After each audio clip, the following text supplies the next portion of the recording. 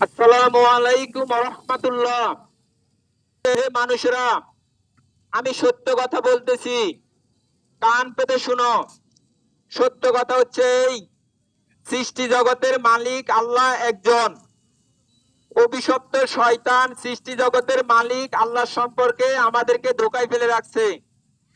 হে মানুষেরা, সৃষ্টি জগতের মালিক আল্লাহ আমাদেরকে বিধান দিছেন, এই কোরআন।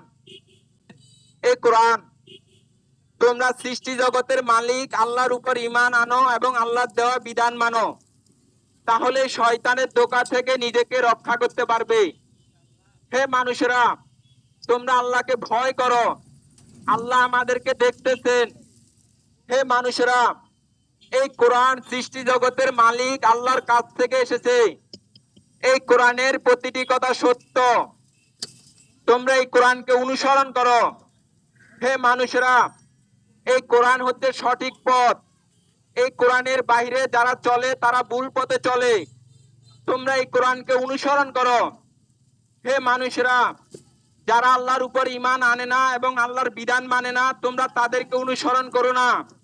তারা হচ্ছে শয়তানের অনুসারী, আর শয়তানের অনুসারীদের পরিণাম হচ্ছে জাহান্নাম।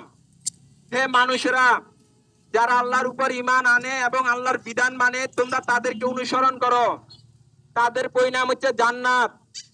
হে মানুষেরা, দুনিয়াতে যদি শান্তি পেতে চাও এবং আযাব থেকে বাঁচতে চাও, তাহলে আল্লাহর উপর ঈমান আনো এবং আল্লাহর দেওয়া বিধান মানো। হে মানুষেরা, পরকালে যদি আযাব থেকে বাঁচতে চাও, তাহলে আল্লাহর উপর ঈমান আনো এবং আল্লাহর দেওয়া বিধান মানো। হে মানুষেরা, আল্লাহর জমিনে যদি শান্তি পেতে চাও এবং আযাব থেকে বাঁচতে চাও, তাহলে আল্লাহর দেওয়া এই বিধান প্রতিষ্ঠা করো।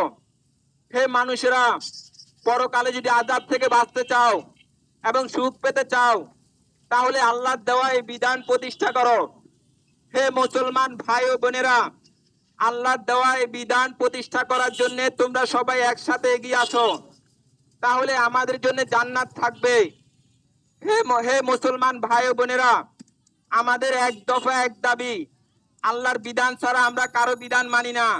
আসসালামু আলাইকুম ওয়া রাহমাতুল্লাহ। হে ভাই ও বোনেরা, আমার এই ভিডিওটি যারা দেখবেন আল্লাহর জন্য আরেকজনের কাছে পৌঁছে দিবেন। এটা আমার জন্য না, এটা আল্লাহর জন্য। আসসালামু আলাইকুম।